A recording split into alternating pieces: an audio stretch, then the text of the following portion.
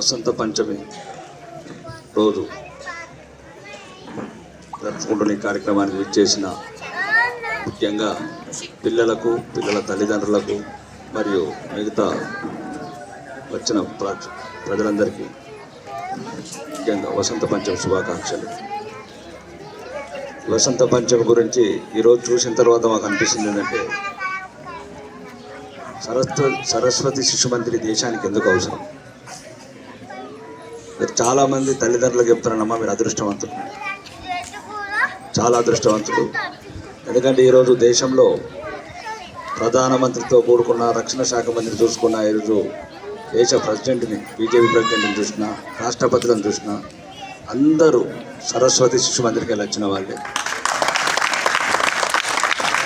కాబట్టి ఎప్పుడు మీ పిల్లలు కూడా ఆ స్థాయిలోనే ఇంత ఒక సంస్కృతి, సాంప్రదాయాలు, ఈ శ్లోకాలు ఇవన్నీ ఎప్పుడు మీ బిడ్డల భవిష్యత్తుకు ఆ భగవంతుడికి ఈ శ్లోకాలన్నీ మీ పిల్లలందరినీ ఒక ఉన్నతమైన స్థానంలో.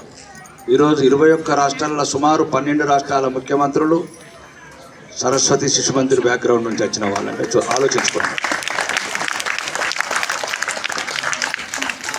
మా లాంటి వాళ్ళకంటే కొన్ని తెలిసి కొన్ని తెలియక ఆధునిక పద్ధతులలో ముందుకెళ్తున్నాము. అంటే ఎక్కడైనా స్కూల్ లేకున్నా మా పిల్లలకైతే సంస్కృతి, సాంప్రదాయాలు, దేశము, ధర్మం ఇవన్నీ నేర్పుతున్నాము.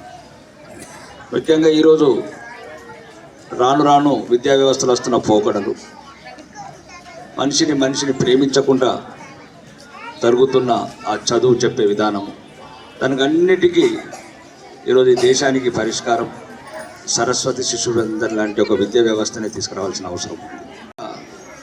ఒకసారి ఏమనిపిస్తుందంటే, ఇప్పుడు నేను శాసనసభ్యుడు అయిన తర్వాత ఈ సరస్వతి తల్లులకు పూజలు చేయడం కూడా మానేశారు స్కూళ్ళల్లో.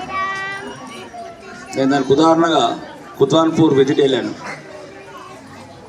అక్కడ ఉన్న ఒక టీచరు పూజనే చేయొద్దని చెప్పిందట, అంటే పరాయి మతస్థురాలు.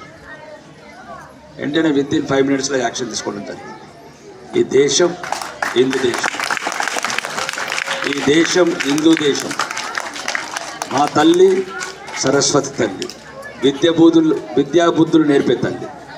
బరాబరి చెప్తున్నాం. ఇక్కడ కూడా చెప్పదలుచుకున్న వాళ్ళకు ఈ సందేశం కూడా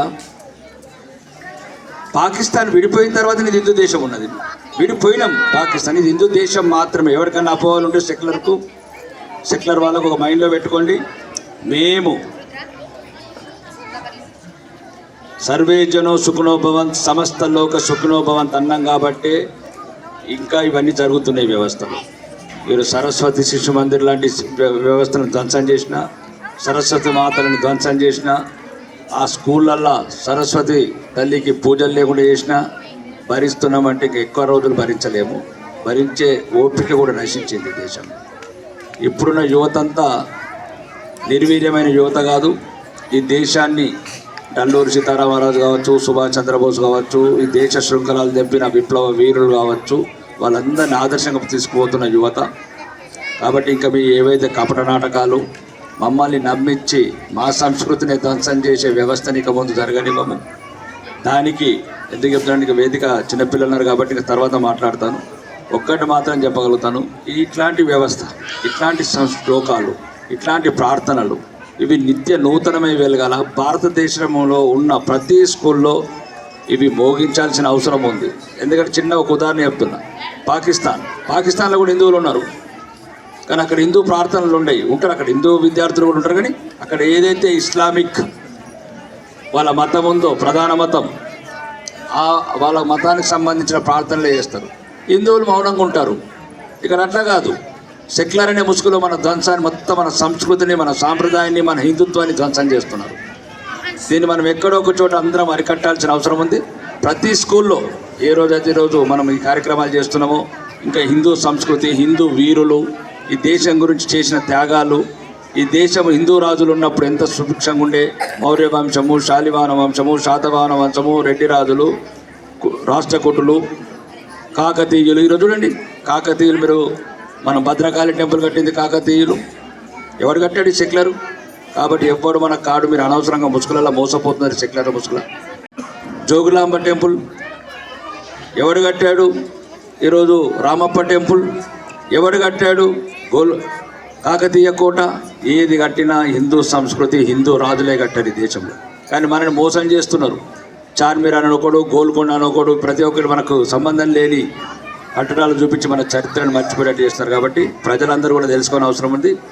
ఇది భారతదేశం అంతా హిందూ దేశమే కాబట్టి ప్రతి స్కూల్లో ఏదైతే సరస్వతి విద్యామందిర్లో ఏదైతే కార్యక్రమాలు చేస్తున్నామో, ఏదైతే ఫాలో అవుతున్నామో ఆ సాంప్రదాయాన్ని, అవి దేశంలో ప్రతి స్కూల్లో కూడా జరగాలని కోరుకుంటున్నా. ఇంకొక విషయం చెప్పాలి మీకు, ఆర్మూర్లో చచ్చిపోయిన హిందువులని, సగం చచ్చిపోయిన హిందువులు అందరినీ లేపుతున్నాం మధ్య నుంచి. ఒకటి సగం చచ్చిపోయిన ఒకటి. ఎందుకంటే ఆడికి మసీదు కడితే స్థలం ఇస్తారు, ఆడికి చర్చి కడితే స్థలం ఇస్తారు. మరి సరస్వతి శిశు మందిరికి మాత్రం స్థలం ఇయ్యరు. అడిగేవాడు లేడు కాబట్టి మీ అందరు ఆ శిష్యులతో నిగ్గదీసి అగ్గికి ఏతందుకు వచ్చిన ఆరుమూరుకు. నేను వచ్చిన తర్వాతనే సరస్వతి శిశు మందిరికి 5 ఎకరాలు రికమెండ్ చేసి కాయిడి రాకేష్ రెడ్డి ఆరుమూరు శాసనసభ్యుడైన లెటర్ యాడ్ మీద రాసి కావాలంటే ఇప్పుడు 5 ఎకరాలు శాంక్షన్ అయ్యే స్థితిలో ఉంది. అదే కాదు, హిందూ కళ్యాణ మండపం ఎందుకు కట్టుకుంటారా మీరు? మాకు ఇవ్వకుండా ఆల్రెడీ ఆర్టీఓ దగ్గర ఉన్నది, వినోద్ తెలిసి చేపిస్తాను.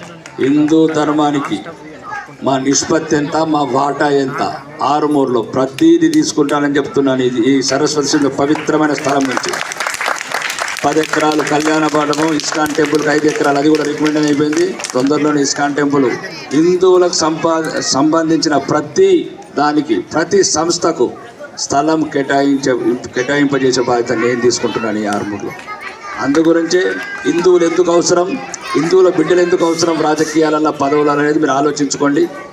ఈ విషయం ఆరుమూరు వేదికగా చెప్తున్నాను. ఈ ఆరుమూరులో ఏ రాజకీయ పదవులు ఉండాలన్నా హిందువులు మాత్రమే ఉండాలి. అది రాసి పెట్టుకోండి. పదవి 80% ఉన్నప్పుడు మనం పదవులు ఉండకపోతే మైనారిటీ అయిన తర్వాత అది ఉంచేది లేదు, మనం ఉండేది లేదు.